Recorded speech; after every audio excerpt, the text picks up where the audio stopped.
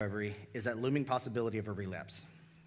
When I was in a halfway house in Little Rock, the treatment staff there tried to prepare us by walking us through certain things that may cause us to relapse, what to be aware of, what to face, and what could trigger a relapse. That was all fun and fine and dandy, but that doesn't prepare us for the real life.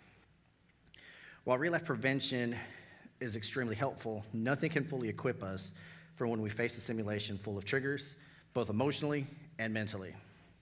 So tonight, as tough as it is, we are going to talk about relapse. Our principle tonight is based out of Principle 7, and it says, reserve a daily time with God for self-examination, Bible reading, and prayer in order to know God and His will for my life and to gain the power to follow His will. It comes out of Step 11. And Step 11 says, we sought through prayer and meditation to improve our conscious contact with God, praying only for knowledge of His will for us and to carry that power out. Colossians 3:16 says, let the word of Christ dwell in you richly. I'm getting like a lot of feedback, like horrible. Sorry, guys. So tonight we're going to start working on Principle 7. We're going to look at how to maintain the momentum of our recovery no matter what is going on in our lives. When things are stressful or emotional, it is key to guard against slipping back into our old hurts, habits, and hangups. No, we can't relapse more than just on drugs or alcohol.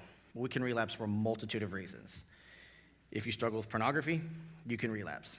If you've had an eating disorder, you've guessed it, you can relapse. Anger, I probably have continuously relapsed if I've even been sober from anger. But you can relapse from anger too. Those are just 3 examples of what you can do, and it doesn't have to be chemical for anything to relapse. So how can we prevent relapse? It's time to start working on a relapse prevention program. CR is notorious for acrostics, and of course tonight we have one as well. So the R in relapse means reserve a daily quiet time. The E means evaluate. The L means listen to Jesus. The A means alone in quiet time. The P means plug into God's power. The S is probably what I need to do right now, slow down. The E is enjoy your growth. So the first letter is the R, which is a reserve our daily quiet time. You know, when I said a few minutes ago, it is in Principle 7. Reserve a daily quiet time for God with self-examination, Bible reading, and prayer in order to know God and His will for our life and to gain the power to follow His will. When life gets tough, it's easy to slip back into those old, hey, hi, how are you? All of a sudden I didn't hear myself, which is kind of probably a good thing for y'all. When life gets tough, it's easy to slip back into those old hurts, habits, and hangups. The alcoholic goes back to out drinking. The overeater gains the weight back. The workaholic fills up his schedule. I'm guilty for that. The codependent goes back to those unhealthy relationships. And that list can go on and on. The first step in preventing a relapse is to admit that you will be tempted, that you are not above temptation. Jesus wasn't, so why should we be? We find the account of Jesus' temptation in Matthew 4, 1 through 11. Jesus was led out into the wilderness to be tempted there by Satan. For 40 days and 40 nights, he ate nothing and became very hungry. Then Satan tempted him to get food by changing stones into loaves of bread. The devil said, it will prove you are the Son of God. But Jesus told him, no, for the scriptures tell us that bread alone won't feed men's souls. Obedience to every word is what we need. Then Satan took him to Jerusalem and onto a rooftop of the temple. Jump off, the devil said, and prove you're the Son of God.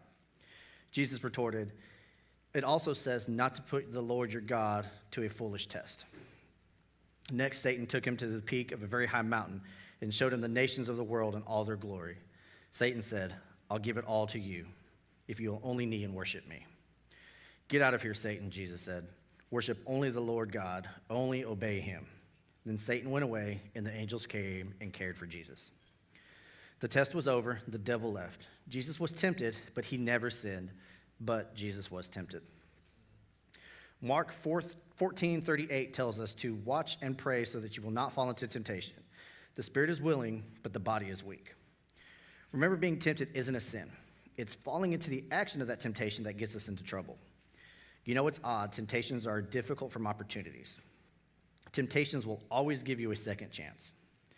Temptation is not a sin. It's a battle. When we are tempted to fall back into our old habits and hangups and our hurts, we need to do just as Jesus did in Matthew 4:10. Get out of here, Satan, Jesus told him. The scriptures say, worship only the Lord your God, obey only him. So then we need to evaluate, which is the next letter in our acrostic. Let me recap what we have talked about in the past two lessons. Your evaluation needs to be both physical, emotional, rational, and of the spiritual. As Pastor Rick Warren, who founded CR, said, don't forget the value of doing a heart check. Ask yourself daily if you were doing the following. Are you hurting? Are you exhausted? Are you angry? Are you resentful? Are you tense? I can probably check off all of those. If you answer yes to any of the above, just use the tools you have learned in recovery to help you get back on track. We find specific instructions for this in Romans 12, 3 through 17. I'm not going to read it all, I promise. Be honest in your estimate of yourselves. Hate what is wrong. Stand on the side of the good. Love each other. Be patient in trouble. Do things in such a way that everyone can see you are honest and clear, though. We have to daily practice that of step 10, which maintains our honesty and our humility. If you need a reminder of what step 10 is, it is this. We continue to take a personal inventory, and when we are wrong, we promptly admit it. Then we go to the third letter, which is L, and that is to listen to our higher power, Jesus Christ. We need to take time out from the world's rat race long enough to listen to our bodies, our minds, and our souls. We need to slow down enough to hear the Lord's directions. I'm guilty of this. Test everything that is said to be sure and that it is true. And if it is, then accept it. But you can translate it this way out of the Message version. Don't be gullible. Check out everything and keep only what is good. Throw out anything that is tainted of evil will. Then we go down to the A, which is alone and quiet time. Let us look at the letter A. I jumped ahead, sorry. The first part of step 11 says, we sought through prayer and meditation to improve our conscious contact with God. In principle 3, we made a decision to turn our lives and our wills over to God's care. In principle 4, we confessed our sins to him. And in principle 5, we humbly asked him to remove our shortcomings. I've said this quite a few times on the stage in small groups, that I do a lot of my quiet time and a lot of my prayer with God in my truck. I've also said that I suffer from road rage. I think that's the best part. I think it's the best part of going to work in the mornings is talking to God and be like, give me that patience to not run this person off the road. Maybe I need to buy a small car so I don't have that temptation more. But that's where I get a lot of my alone and quiet time with God. In the mornings when I'm just in the truck and I am in traffic and I have that time. Because a lot of times I'm 90 to nothing, getting ready for work, getting home from work. Now I have a puppy, so that takes a lot of energy out of me. I don't have a lot of downtime, so I have to make it. So I've gotten into the routine of doing it every morning on my way to work. Now in principle 7, in order to keep our recovery growing, we need to have a daily quiet time with Jesus. Even he spent time alone with his Father, and we need to do the same thing. Set a daily appointment time to be alone with God. Like I said, mine's in the mornings, so that you can learn to listen carefully and learn how to hear God. In Psalm 46:10, God tells us to be still and know that I am God. Step 11 uses the word meditation. Meditation may be new to you, and you may feel uncomfortable, but the definition of meditation is simply slowing down long enough to hear God. With practice, you will begin to realize the value of spending alone time with God. Amen. The enemy will use whatever he can to disrupt your quiet time with God. He will allow you to fill your schedule with so many good things that you burn out or do not have time to keep your appointment with God. I'm guilty of that. Your enemy loves it when he keeps us from growing and from working on the most important relationship in our lives, that is our relationship with Jesus. Psalm 1:1-3 tells us, happy are those who find joy in obeying the law of the Lord. They study it daily, and they study it day and night. They are like trees that grow beside a stream, that bear fruit at the right time. Now we need to jump down to the P, which is plug into God's power through prayer. I can't tell you the number of people who have asked me in CR, why did God allow this to happen to me? I'll be honest with you, when that question is asked, I'm like a deer in the headlights, because I've asked that same question.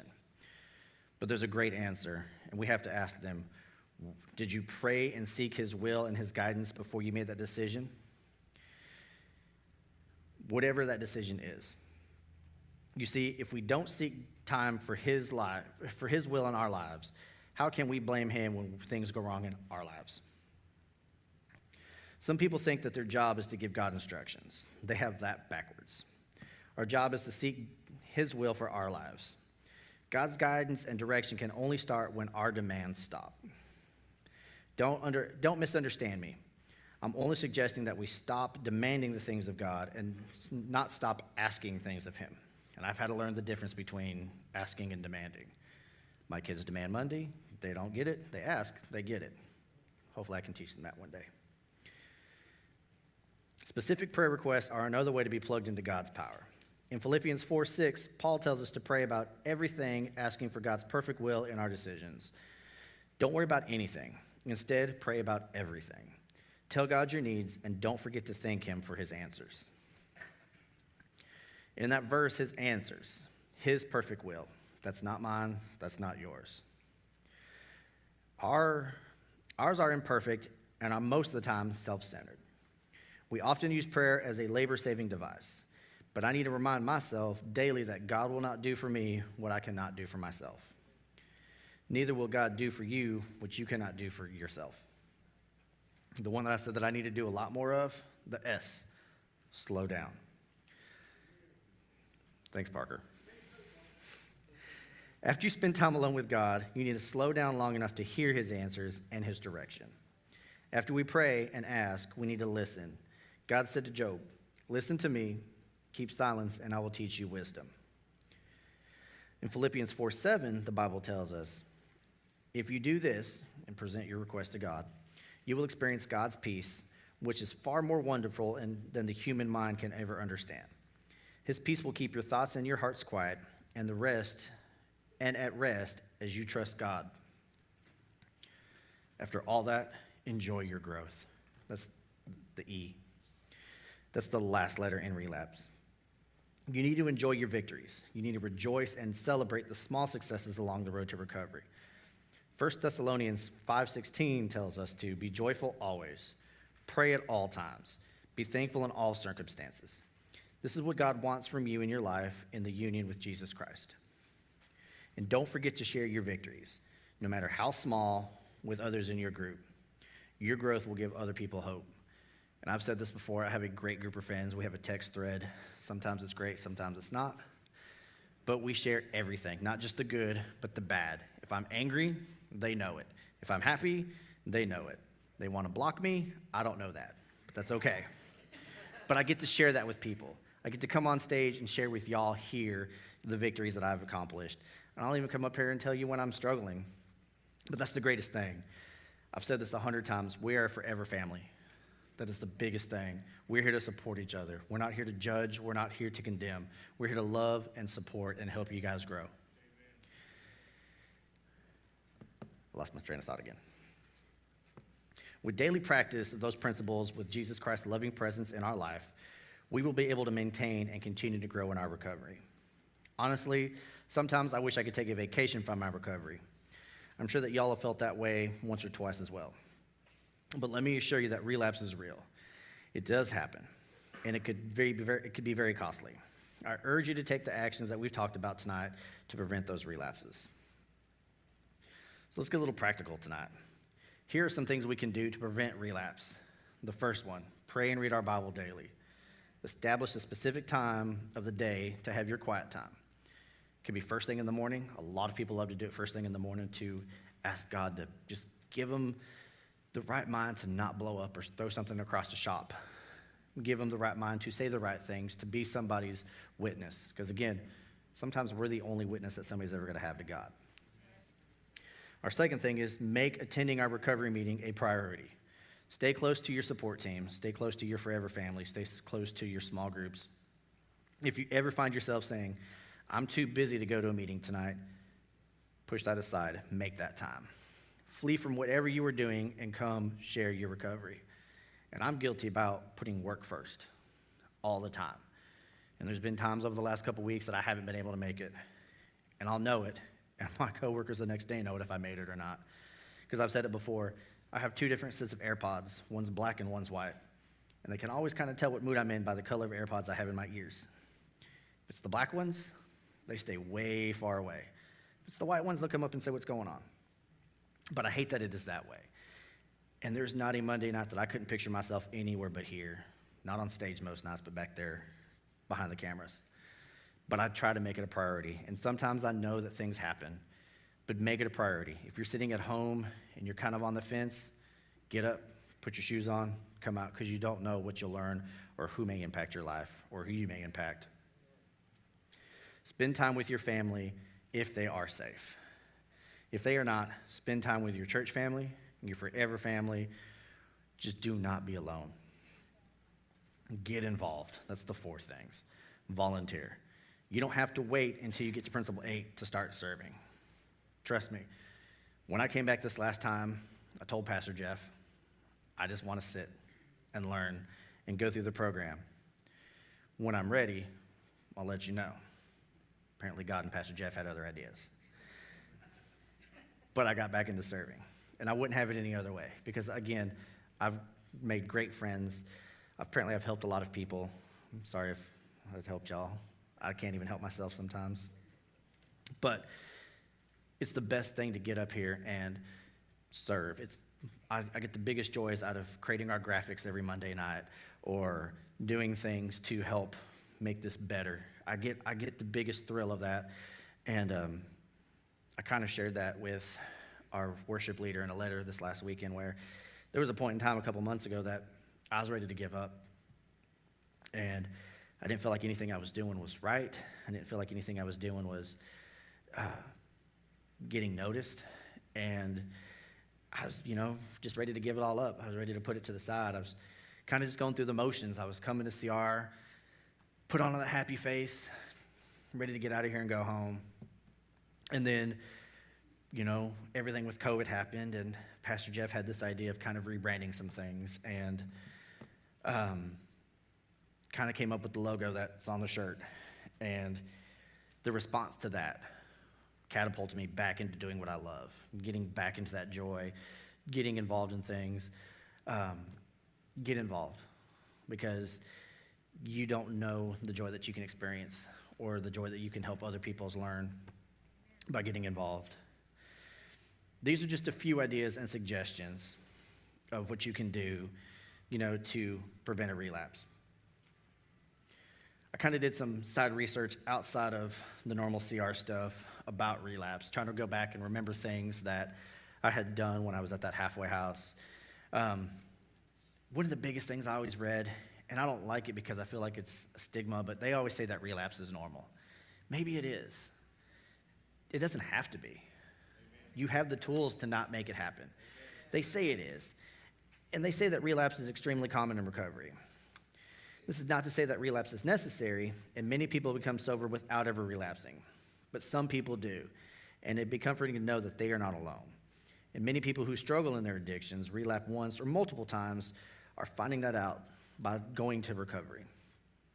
Relapse may happen because problems and stresses arise, and we just haven't developed those tools. But many times relapse occurs when we think things are all going well. People in early sobriety often experience a honeymoon period, which they can feel nearly invincible. This is a false sense of security, and that can lead to relapse by causing us to let our guards down and allow those thoughts of just having that one creep in. You also have to know that if you relapse, you're not a failure. Relapsing can feel like the biggest letdown to ourselves and to others. Addiction on its own can sometimes feel like a moral failing. And when relapse occurs, it becomes even easier to believe that we are bad or an unworthy person. That is far from the truth. You are human. The truth is, you simply haven't been given all those tools you need to succeed. Imagine being told to build a house with wood and nails, but no hammer. You may need to be able to get a bit accomplished with the immense amount of effort, but eventually you're not going to be able to go anywhere because you don't have the proper tools to build that house.